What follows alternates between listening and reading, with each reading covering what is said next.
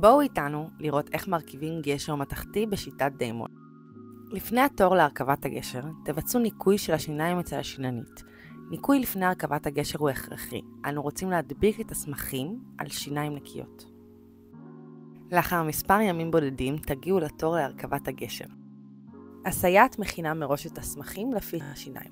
כל סמך שונה זה מזה וגם כל אחד ימוקם במקום שתקבע דוקטור סארי לפי תוכנית הטיפול. דוקטור סארי תיתן לכם הסבר על התהליך ומה בדיוק היא מתכוונת לעשות. לפני הדבקת הסמכים נשים על השיניים חומרים ייעודיים שמטרתם להכין את השן להדבקת הסמך על גביה. לאחר ששוטפים את החומר מהשיניים, דוקטור סארי שטיימן תמקם את הסמך על השן ותשתמש במנורה מיוחדת על מנת להקשות את הדבק ולחבר סופית את הסמך לשן.